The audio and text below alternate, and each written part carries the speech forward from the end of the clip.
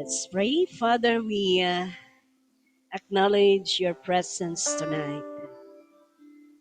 You have said to your word that two or three gathered in your name, you are in the midst of them. You are here with us, oh God.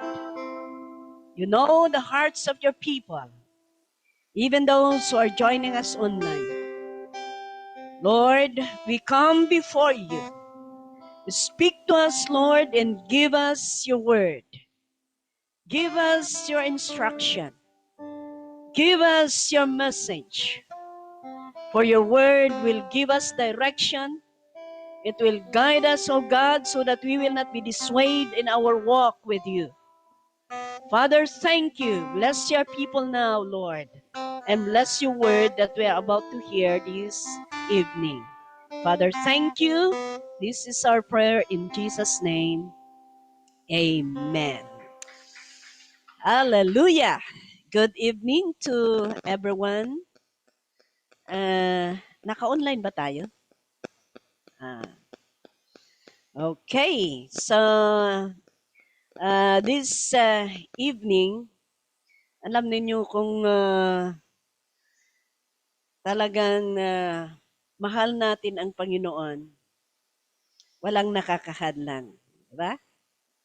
There is no hindrance. Nothing can hinder us if we really love the Lord. That's the reason why I believe that's the reason why you and me were here because we love Him.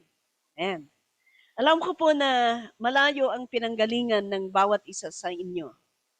But yung iba, nag-absent pa sa trabaho. Wow naman. Yung iba, kahit malayo, pero you love to come. Kahit inaantok kayo, I believe that you are tired. Some of you, you are sleepy because ang trabaho ninyo is shifting, no? But because you love the Lord, you came. Praise God. I tell you, and I guarantee you, that God will bless your sacrifices tonight. And kaya this evening, I changed my mind. But don't worry, the topic that I've told you na ituturo ko pa rin. Marami pa naman akong araw dito sa Japan.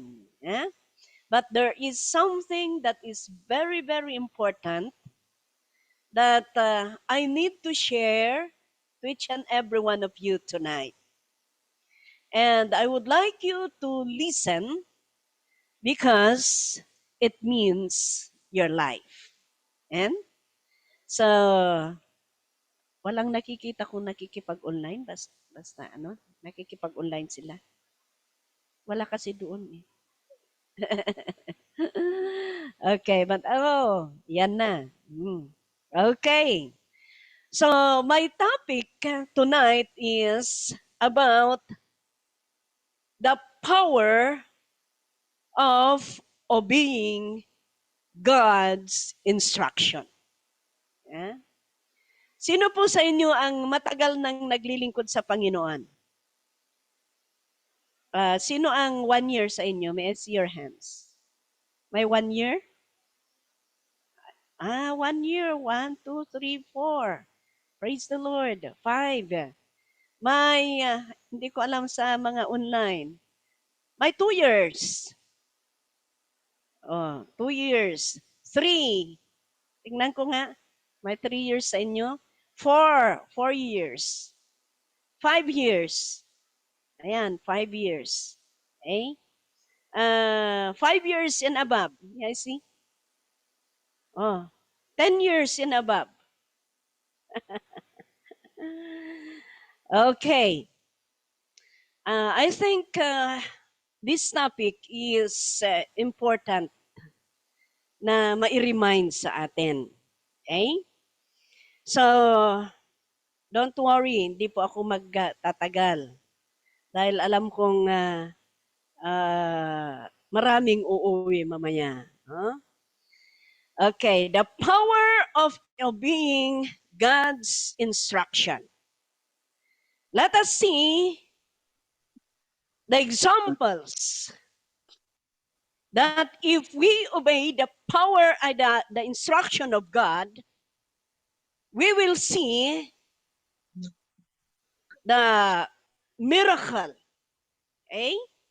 Kaya I would like us to read first and Luke chapter 5, verse 1 to 7. Luke chapter 5, verse 1 to 7. And in Luke chapter 5, verse 1 to 7,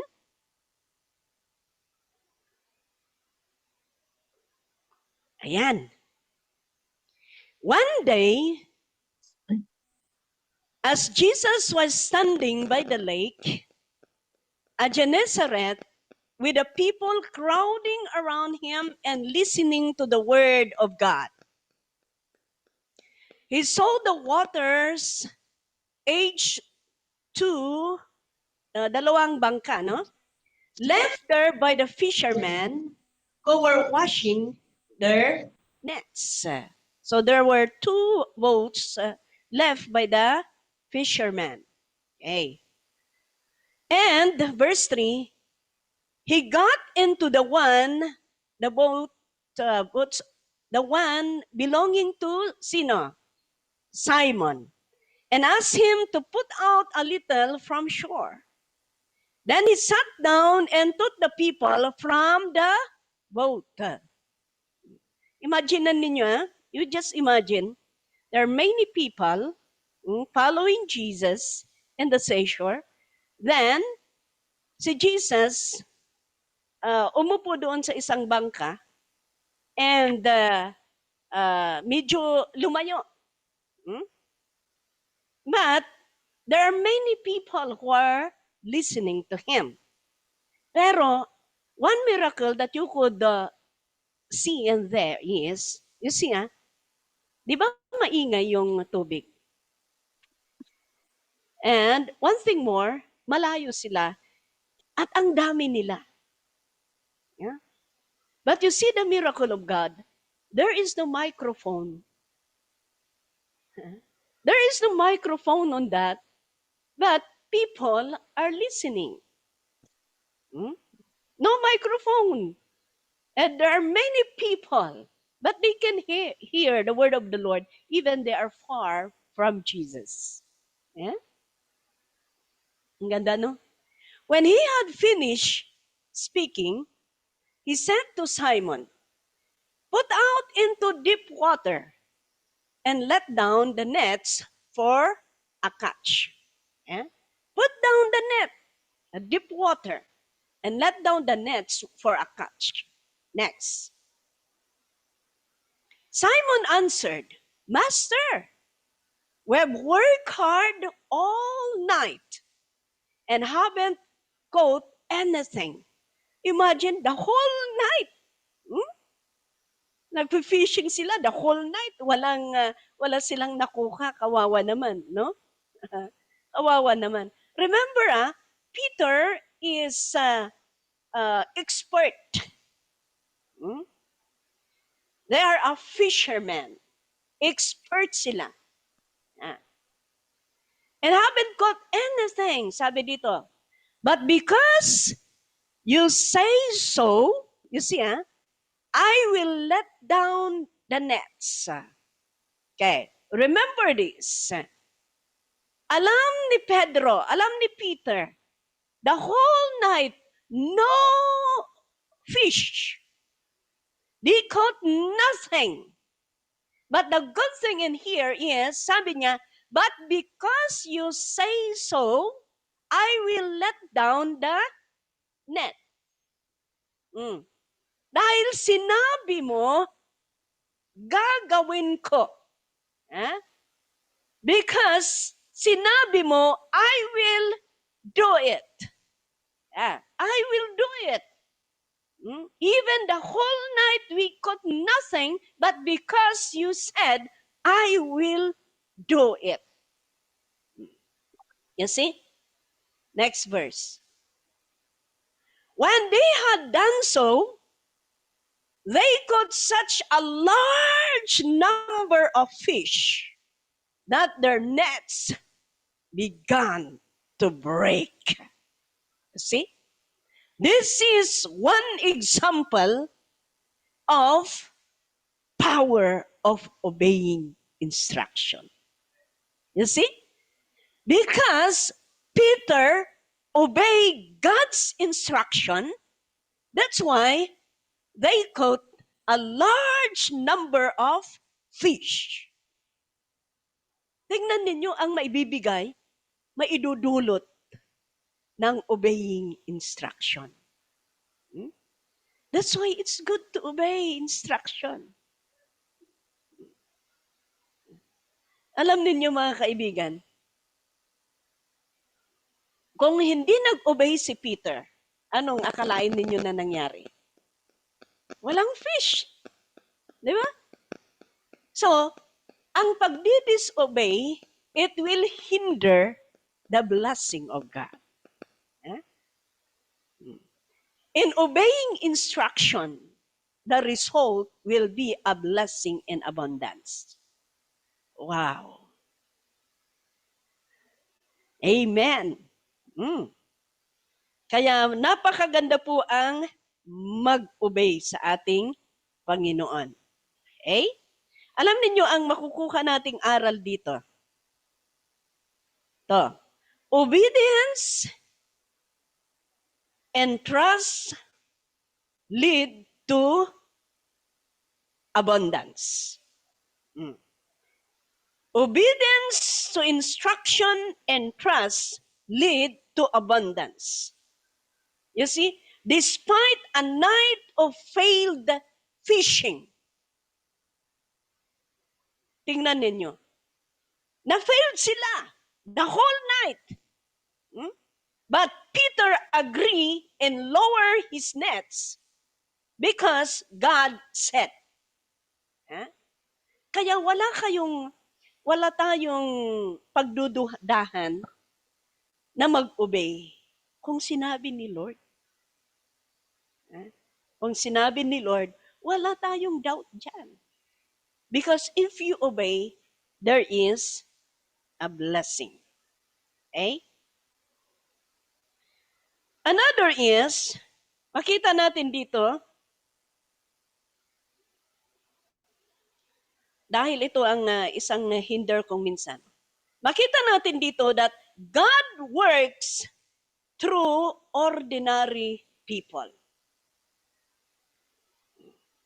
Kaya gusto kong malaman ninyo na hindi kailangan mayaman, mataas ang pinag-aralan, or gwapo, maganda, magaling ang ginagamit ng Panginoon. Kaya kahit sino ka, pwede kang gamitin ni Lord. Itong mga disciple ng Panginoon, fishermen lang sila. Pero tingnan ninyo, gumagawa ng Panginoon ng milagro sa pamamagitan ng kanilang buhay. Kaya wag ninyong sabihin na, ay, hindi ko kaya. Ay, sintunado ang boses ko. Baka sabihin ninyo, sintunado ang boses ko. Alam ninyo mga kapatid, ang paglilingkod sa Panginoon, serving the Lord is a privilege. I tell you, serving God is a privilege. That's why we praise the Lord because we have the opportunity to serve Him. We thank the Lord because we have the strength to serve Him. That's why every morning that we wake up, and we are still alive, we need to give thanks to the Lord and say to God, Lord, what can I do for you? You know, in Psalm chapter 3, verse 5, na natin dyan. In Psalm chapter 3, verse 5. Ayan, tingnan ninyo. You see? I lie down in his sleep. I wake again because the Lord sustains me. I lie down. Bumangon uli ako. Humiga ako, natulog ako, bumangon uli ako dahil sinustain mo ako. I lie down in his sleep, I wake again because the Lord sustains me. If God will not sustain your breath, you cannot wake up. That's why, praise the Lord, if you wake up in the morning and you taste a good taste of your coffee, you need to give thanks to the Lord. If you wake up and you can stand and you can go to work, give thanks to the Lord. You know, there are many people when they will sleep, they cannot wake up anymore. Yeah? Hindi makabangon, hindi sila makabangon. Ang iba, bumangon sila, nasa hospital. Ang iba, bumangon sila, pero masakit ang katawan. They cannot wake up. They cannot stand. That's why, if God had given us a privilege to serve Him, let us be excited in doing it for the kingdom of God. Amen? Yan. There is no time for us to play games anymore. This is the time for us to really do our best in serving Him. We don't know what happened tomorrow. If you will just look around what is happening in this world, the Word of God, the prophecy from the Word of God, others are fulfilled, others are fulfilling. Kaya this is the time for us, my brothers, my sisters, as long as we are strong, let us do our best in serving the Lord. Amen. Huwag nating antayin na matanda na tayo, no? We will become old. Tapos sasabihin natin kay Lord, Lord, give me a chance to serve you. Wala na, paugod-ugod ka na. Paugod-ugod ka na. Hindi ka na makalid kay Lord, makalid sa mga awitin. Bakit? Matanda ka na. If you jump forward, pa-forward ka na. Di ba? Yung mga matatanda, mag-forward, mag-jump sila, nag-forward sila. Yes, they're going forward. If they will jump, those old people. When I was assigned in Cagayan,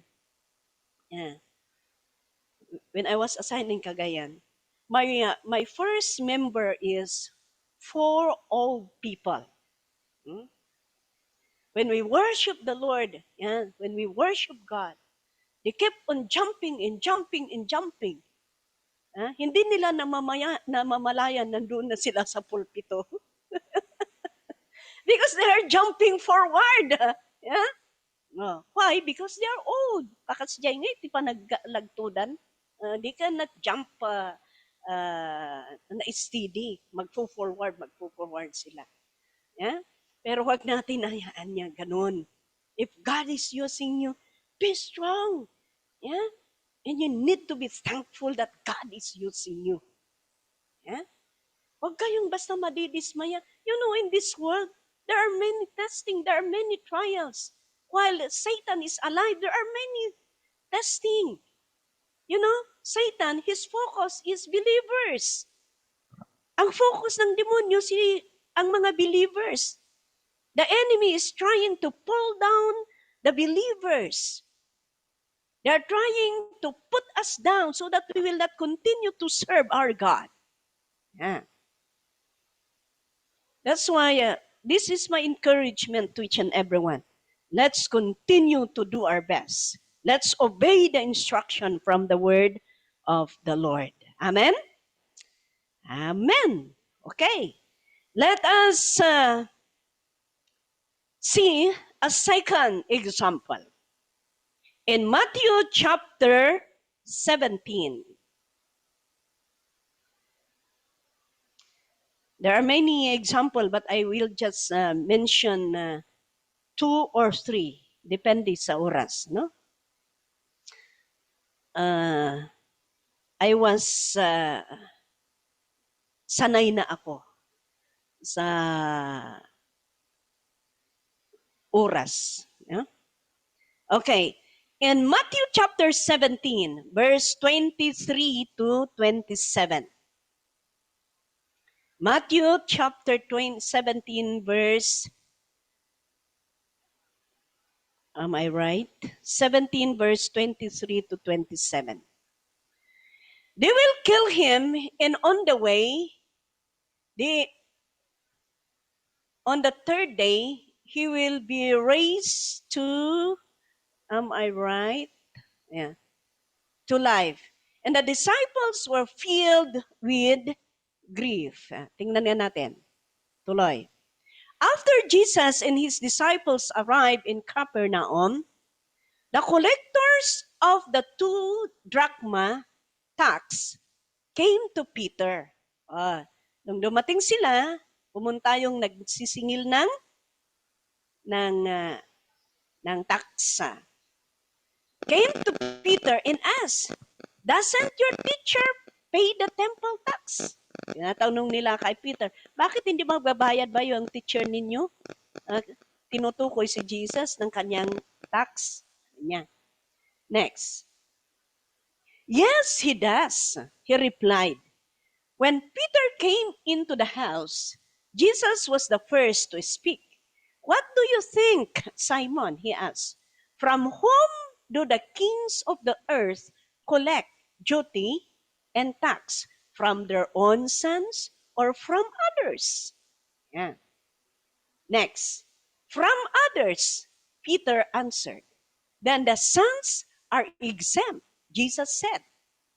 See? Kaya, exempted sana si Jesus. Yeah? Exempted siya sa pagbibigay ng tax. Pero ito, next. But so that we may not offend them, go to the lake. Para hindi natin sila ma-offend, para hindi natin sila hindi tayo maging stumbling block sa inyo, sa kanila, sabi dito, go to the lake and throw out your line. Alam niyo yung line? Yung baniit ba? Parang baniit, ganun. Sige, punta kayo para wala silang masabi sa atin. Sabi ni Jesus. Punta kayo doon sa lake. Throw your line, sabi niya. Tapos, take the first fish you catch. Yan. I-ano mo yung first na makuha mong fish. Open its mouth. Yeah? Ganda, no? Open its mouth and you will find a 4 drachma coin. Miracle ito. Sino ba naman ang tilapia na may coin, may pera sa mouth niya, no? Okay. And you will find a 4 drachma coin. Take it and give to them for my tax and yours. Tignan ninyo. Miracle ito. Impossible naman yung kwan. Sige, punta kayo. I-ano ninyo yung baniit ninyo, yung bait nyo. Tapos yung first na makukuha ninyo na fish, i-open ninyo ang kanyang mouth. And you can see a 4 drachma coins inside the fish mouth.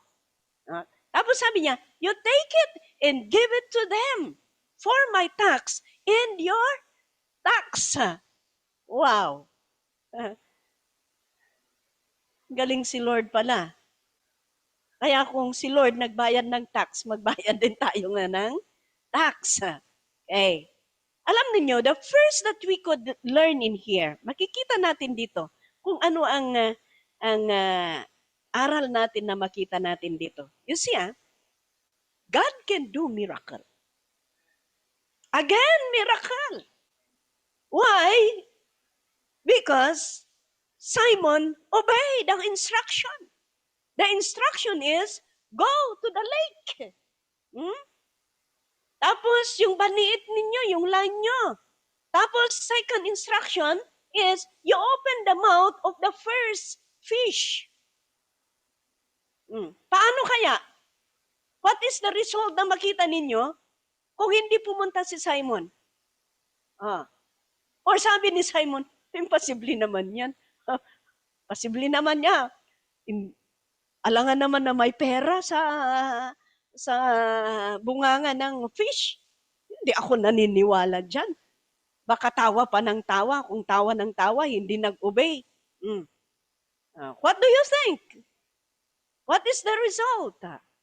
Kung hindi sila nag-obey, parang imposible. Parang nakakatawa. No?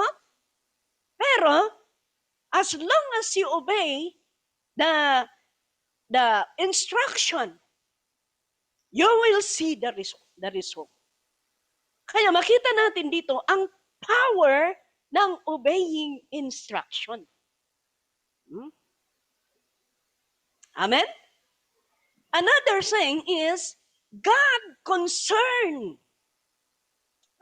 God concern kung ano ang dapat. At ayaw ni Jesus na magiging stumbling block sila. It means one message in there is, we need to be careful not to be stumbling block to the people na nakakakita sa atin.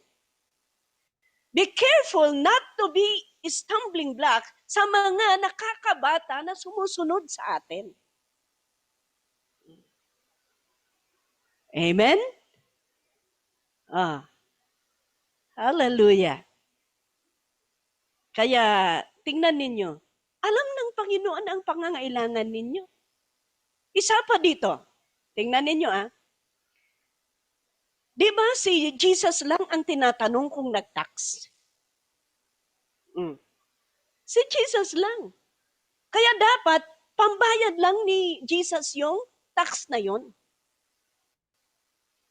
Pero makita natin doon na when they obey, sabi ni Jesus, okay, punta kayo. Yung first na makats ninyo, i-open nyo yung mouth niya. Kunin yung pera. Ibigay ninyo sa mga naniningil ng tax. For my tax and your tax. Isn't it? Nasabit sila. Nabayaran yung tax nila. The reason is because he obeyed. The disciple obeyed the instruction of God. What do you think? Kung pumunta doon, ng fish. Tapos yung first, pinabayaan niya, baka iniisip niya, kung iisa lang, kulang ito na ibibinta ni Jesus para pambayad ng kwan. Kung yan ang iniisip niya, siyempre, imposible kahit siguro kayo. Kung sasabihin ko, punta kayo doon, magbaniit kayo, tapos yung first, tingnan nyo, baka may ginto sa bunganga. Imposible, baka sabi pa ninyo sa akin na, ay, mayroon yatang ganun-ganun na. Baka. Pero wala silang pagdududa. Talagang basta nag-obey lang sila. Yan. Kaya it is very, very important to obey. Yeah? Napakahalaga ang mag-obey sa utos ng ating Panginoon. Yeah? Napakagandang mag-obey sa utos ng ating Panginoon. Anong aral? Sabi ko ulit, miracle. Miracle.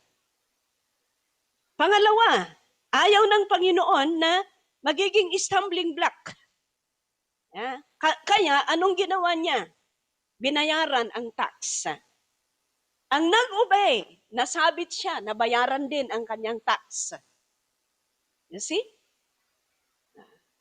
Kaya importante ang mag-obey sa ating Panginoon. Another is, God is the ultimate provider. God is our provider. Kaya tayong mga nananampalataya sa ating Panginoon, napaka-importante ang mag-obey sa utos ng Panginoon. Alam niyo dito sa uh, parable na ito, we could see in here that even in our financial na pangangailangan, hindi tayo pababayaan ni Lord. God can do miracle. That's why one lesson that we could learn in here is sacrifice. Take note this one. Sacrifice is not a loss. Sacrifice is not a loss. Yeah? Making personal sacrifice for the sake of love to the Lord and service is not a loss.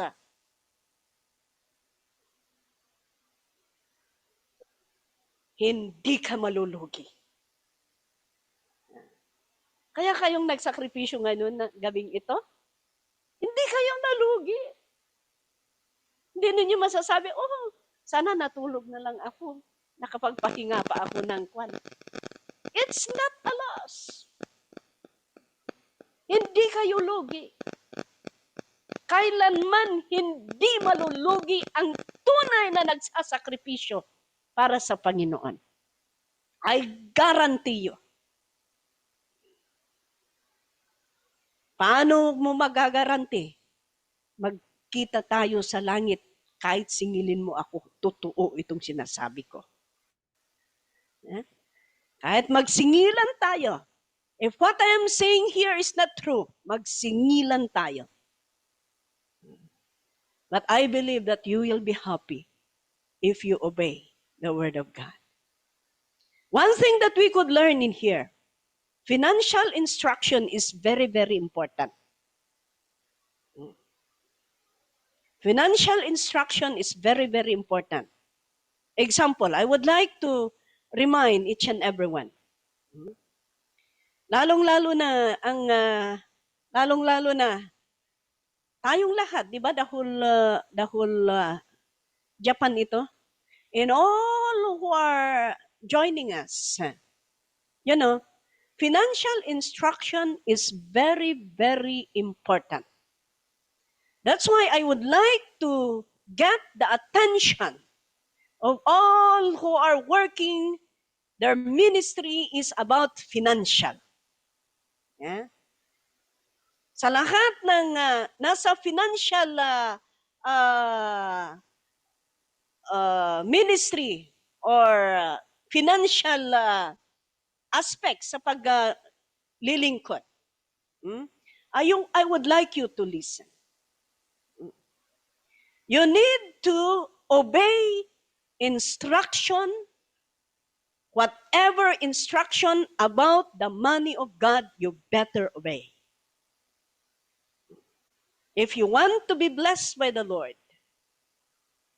Because one thing that I would like you to know is we are commanded not to touch the holy things of God.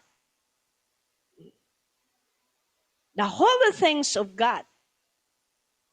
Alam niyo ang isang holy things of God? The tithes and offering. Bakit holy things of God? Because these tithes and offering ay nai-offer na sa Panginoon.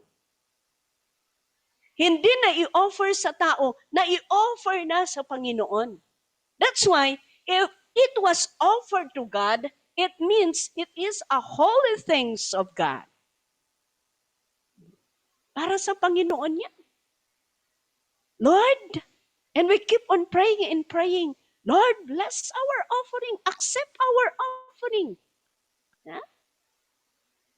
Ganon. May isang bata, sabi niya sa kanyang yaya, sabi niya, Cheche, Jesus, come and take the offering. Sabi niya, akala niya literal, kailan daw darating si Jesus na kukunin yung offering. Alam naman ninyo ang mga bata. Pero totoo nga, because we keep on saying, Lord, we give you our offering. Bless our offering. We offer you for the glory of your name. Ay sabi yung bata, kailan kukunin ni Lord ang offering? But the point in here is that, the holy things of God, kailangan tayo po ay trusted sa ministry na binigay ng Panginoon. Hey, I would like you, treasurers, and all who are nandoon sa finance. Okay?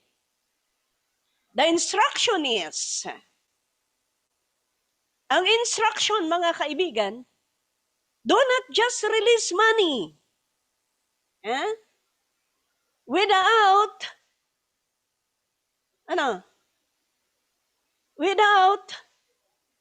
instruction. Yes, yung mga routine na ginagamit natin, na binabayad for yung mga routine na pang-kuryente or what, okay yun. But other things, hindi kayo basta-basta. And I would like you all finance that you have the right, if you are not sure, then you have the right to call our senior. Kahit kung financial, kung regarding financial, kahit diretso kayo. If your pastor or leader is doing something, you can call and talk to the bishop. This is my instruction. Because that is the instruction of our bishop.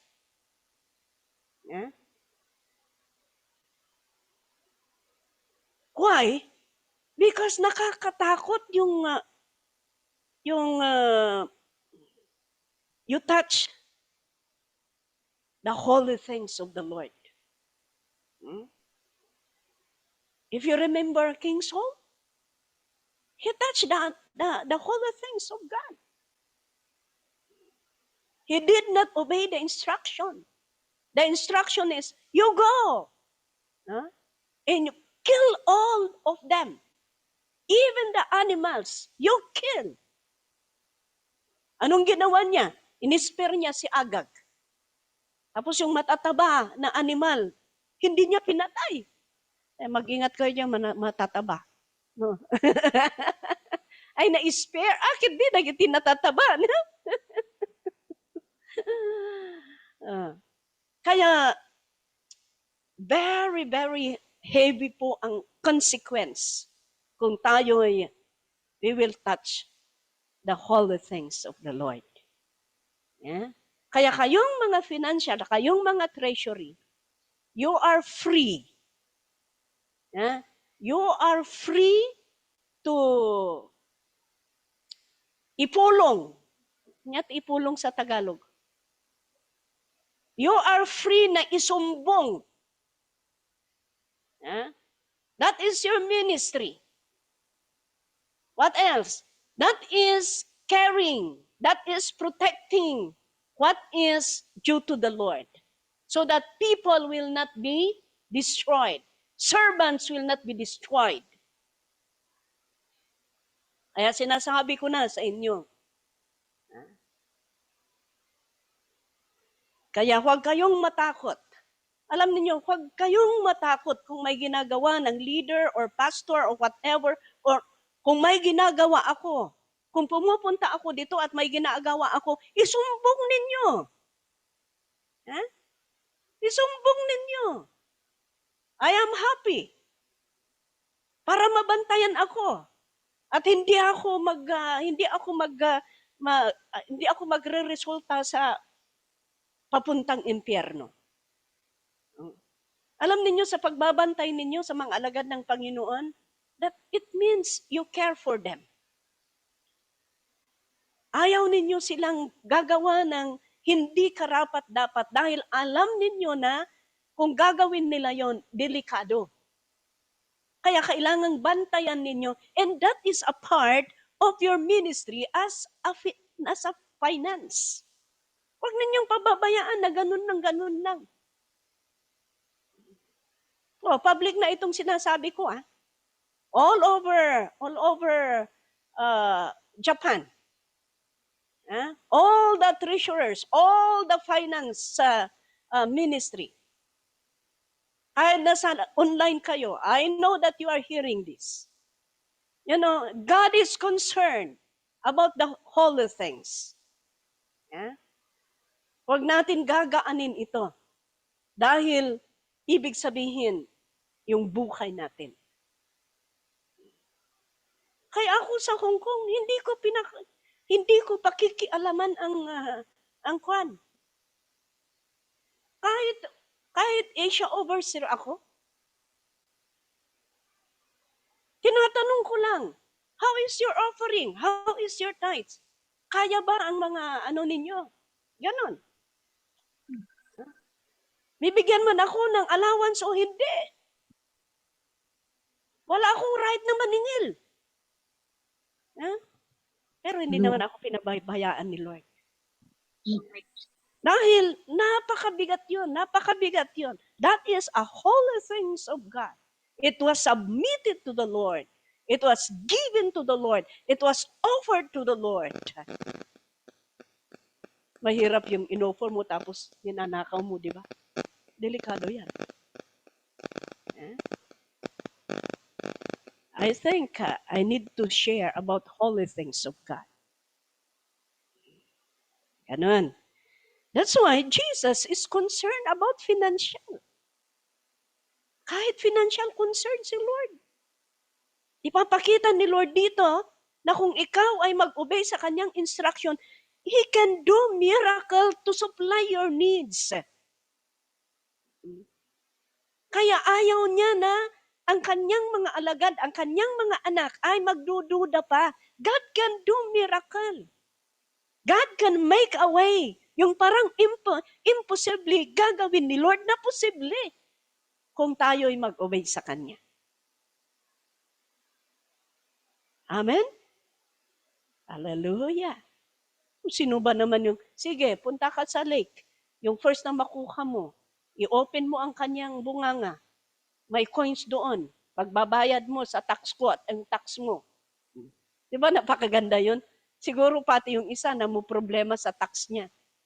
Pero tingnan ninyo, pag-obey lang sa Panginoon, nasabit. Nasabit siya. Nasolusyonan ang kanyang problema. Wow. Problema din namin yung tax namin. Pero sabi ko sa ate ko, sige lang. Kasi yung iniwan ng parents namin, wala na yung parents namin eh. Ayan ang pinag-uusapan namin. Ang problema, hindi nabayaran yung tax. Hindi nabayaran yung tax. Tax ng farm. Ang pinakamahal pala na tax is pasture land. Pasture land, yan pa nga ang pinakalawak, yan pala ang pinakamahal ang tax. But God will provide. Kaya let's continue to obey the Lord. And sabi ko nga, let's continue to do sacrifice for the kingdom of God because sacrifice is not a loss. Amen. Hallelujah. Praise the Lord. Kaya, let's continue to obey and obey and obey. Dahil hindi po malulugi ang maglingkod sa ating Panginoon. Amen? Hindi malulugi. Palagi kong sinasabi ito, kailanman hindi malulugi ang magsasakripisyo na maglingkod sa Panginoon. Kailanman hindi malulugi ang nag-o-obey ng instruction ng Panginoon. Tingnan ninyo si Peter. Kaya, praise God. Pero, tingnan ninyo, action sa instruction, importante ito. Kaya kailangan na i-act natin. Last na example. In Luke chapter 17, verse 11 to 19. Luke chapter 17, 11 to 19. Now on his way to Jerusalem, Jesus traveled along the border between Samaria and Galilee. Okay. As he was going into a village, 10 men who had leprosy met him. So habang siya ay lumalakad papunta sa village, sabi niya dito, may 10 na may leprosy. Anong Tagalog ng leprosy? Ketong. Yeah. They stood at a distance. Yeah? They stood at a distance. Alam niyo kasi ang ketong noon, walang gamot yan. Tapos transferable. Kaya hindi pwedeng makilahok, hindi pwedeng lumapit. Kaya yung mga may ketong noon, may place, may isang valley, may isang mountain, I should say, na doon nila dadalhin lahat ng may ketong. Kawawa naman, ano? Kasi parang walang pag-asa. Ang gagawin nila, may place na kung saan nila ilalagay yung pagkain. Tapos ilagay nila yung pagkain, yung baon, kung dadalhin mo ang baon, tapos iiwanan mo doon, aalis ka, tapos ayan, kukunin. Kasi hindi pwedeng lumapit. Because transferable nga. It's very, very contagious. Yung leprosy na yan. Okay. Kaya, ayan, malayo sila. At sabi dito, and called out in a loud voice. Nakita nila si Jesus, malayo. Kaya, nagpukaw. Ano yung nagpukaw? Sumigaw. Kumagaling ako dito, Tagalog. Sa Hong Kong, parang naano yung dila mo dahil punta ka sa isang outreach, puros Ifugao. Pupunta ka ulit sa isang outreach, puros Tagalog. Tagalog na naman ang ginagamit mo. Punta ka naman sa iba, mix-mix. Kaya kung minsan, wala, parang naano na yung dila mo, no? Kasi in Hong Kong, we have pure Kalinga congregation. We have Ifugao congregation. We have Tagalog congregation. And we have international congregation. Ganon po. Kaya ano yung napipilipit yung dila mo. Yan.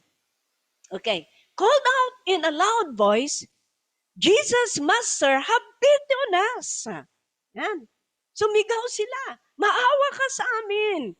Jesus, sabi nila. When he saw them, you see, when he saw them, he said, go show yourselves to the priests. Tingnan ninyo. Sabi ni Jesus sa kanila, marami, may ketong nga. Bakit sabi pa ni Jesus, you go and show yourself to the priests? Parang baliktad eh. Hindi nga pwedeng magpakita ka dahil yung sitwasyon mo. Pero sabi ni Jesus, you go and show yourself to the priest. Tingnan ninyo ito. And as they went, they were cleansed. Nag-obey lang sila. See? Nag-obey lang sila. Ano ang nangyari?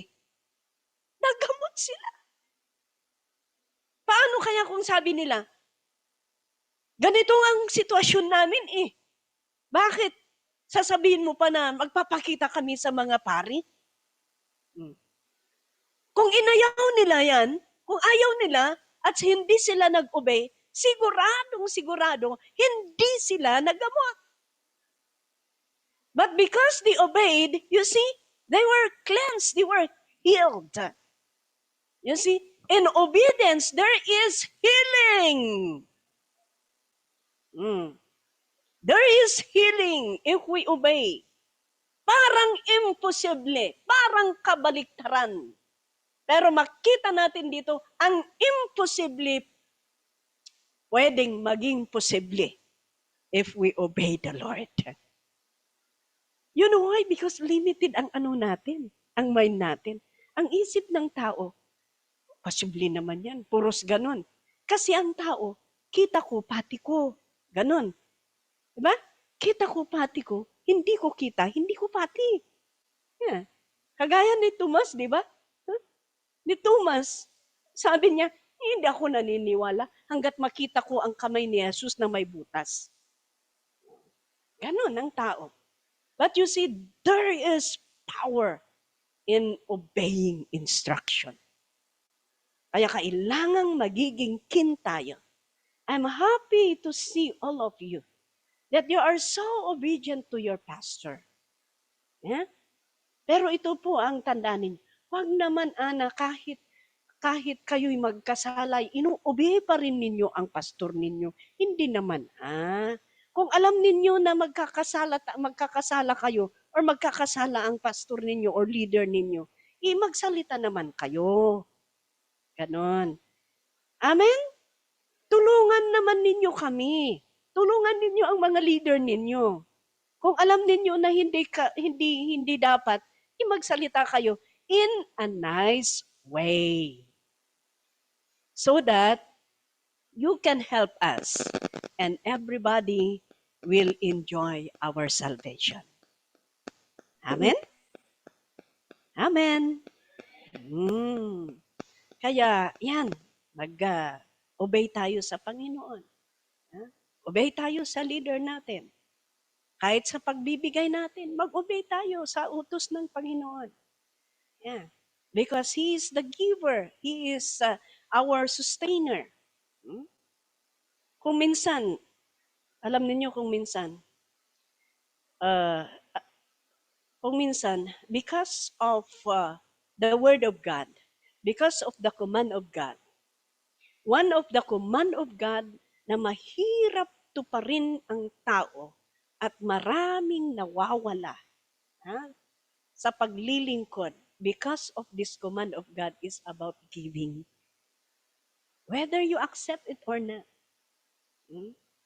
For 30 plus years serving the Lord, marami na akong nakita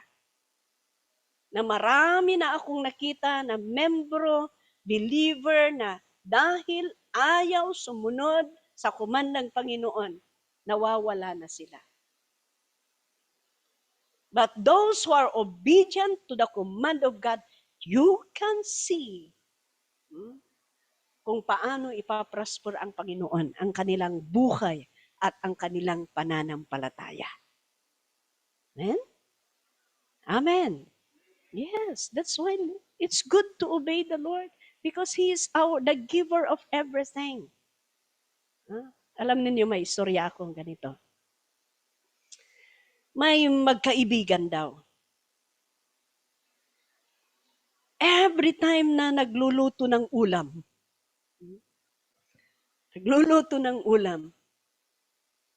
ay sinisilip yung friend niya. Yan. Silip yung friend niya. So, dahil ganun, kung magluluto ng ulam, anya ti padigwan?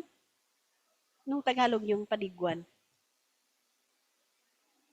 Yung binibigyan niya yung kanyang kaibigan. Yan. Sinishare niya yung niluluto niya. Ganun daw, araw-araw. Yeah.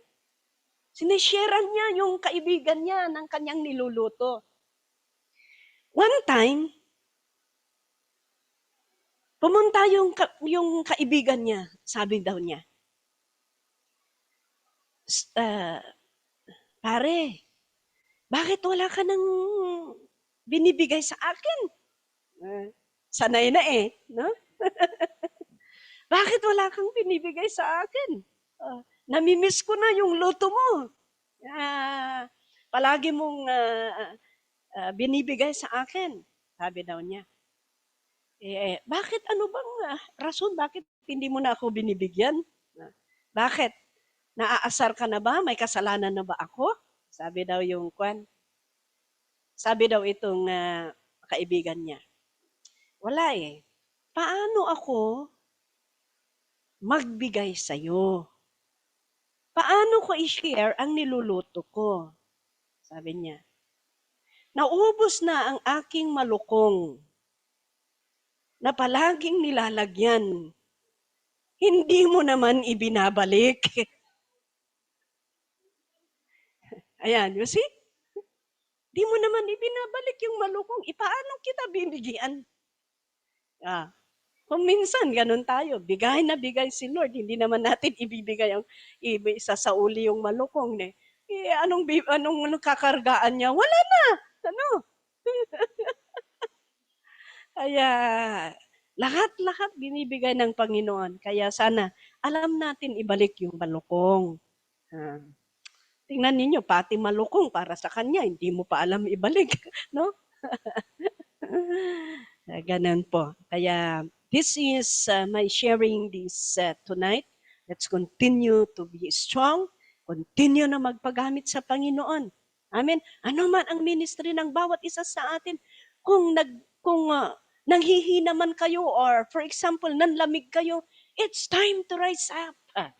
And it's time to come back to the Lord. It's time na magpagamit uli sa Panginoon. Huwag nating maliitin yung mga ibinigay ng Panginoon na ministry sa atin. Kung siyang leader ka, sige. Huwag mong sasabihin, dahil kinurik ka. May nakurik sa amin. Sabi niya, mag-practice ka, sabi niyo yung leader na, mag-practice ka kasi para naman matrain yung boses mo. Hindi niya kinuhang challenge yun. Ang nangyari, umalis. Sabi niya, yan ang boses ko, bakit kinukumintaran pa? Alam niyo, kung ayaw ninyong makumintaran, hindi kayo lalago. Kahit sinasabi nilang sintonado, ang boses mo, sige pa rin, magpagamit ka sa Panginoon. Amen? Magpagamit ka pa rin sa Panginoon. Tingnan mo. Aayusin ni Lord yan. Aayusin ni Lord yan. Dahil kung hindi ka magpagamit, may gagamitin ng iba si Lord. Sayang yung ministry mo. Amen? Na-istorya ko yata yung istorya ko noon na kuwan. Ayaw daw yung mga may magagandang boses na magpagamit kay Lord. Kaya may isang matanda, walang pinag-aralan. Sabi niya sa pastor niya, ako na lang, pastor. Kahit wala akong kaalam-alam, ako na lang ang magpagamit kay Lord kung ayaw nila. Nagpagamit. Kahit walang alam na English, pagamit pa rin kay Lord. Alam ninyong, sige, awit tayo. Kinanta nila, Dolores. Dolores, pa-rejoice, rejoice, pa-rejoice, rejoice. Pa-rejoice, rejoice. And let the people be God. Mag-worship tayo kay Lord. Detachment. Detachment. Pero ang ganda-ganda daw yung pag-worship, kahit ganun. Alam niyo, kung minsan, imbis na yung Dolores, the Lord reigns. The Lord reigns. The Lord reigns. Let the earth rejoice. Di ba ganon? Dolores pa, rejoice, rejoice. Let the people be glad. Let the people be God. Sabi niya. Nag-ano daw sila, pero masaya sila. Mag-worship tayo sa Panginoon. Oh, detachment. Alam mo niyo yung kanta? Oh, He touched me. Lord, He touched me. Oh. Siyempre, matanda, walang pinag-aralan. Ang napapakinggan niya, detachment. Let us give glory to the Lord. Sabi daw niya. Uncle Jesus. Buti pa siya, may uncle. Di ba yung, unto Jesus, be your glory, honor, and praise. But you know, kung ganun ang sitwasyon, maganda ang worship daw nila. You know why? Because God knows the heart. Yeah? Kaya nga sabi ko kanina, God used even the ordinary people. Yeah? Kaya sana po I encourage everyone to magiging firm tayo. Patuloy tayo. Ano man ang pagkukulang natin. Kung nadapa man tayo, let us rise. Huh? And continue to go forward. Mayroon bang nadadapa na tatayo at magbabackward? Lahat ng madadapa, ang normal. Madadapa yan, pero tatayo yan, mag-forward yan. Kung ano ang kamali mo, mag-aral ka sa kamali mo. And go forward. You learn from your mistakes. And huwag tayong madidismaya. Don't ever give up in your service. Dahil ito ang masasabi ko. If you give up to your service to the Lord and run away from God, at iiwanan mo ang serbisyo mo sa Panginoon, I tell you, ikaw ang pinakalugi sa lahat ng nilalang sa mundong ito. Yes. That's why the best thing that we could do is continue to do and continue to obey the instruction of the Lord and continue to do sacrifice for the Lord because as I said a while back, sacrifice is not a loss. Yeah.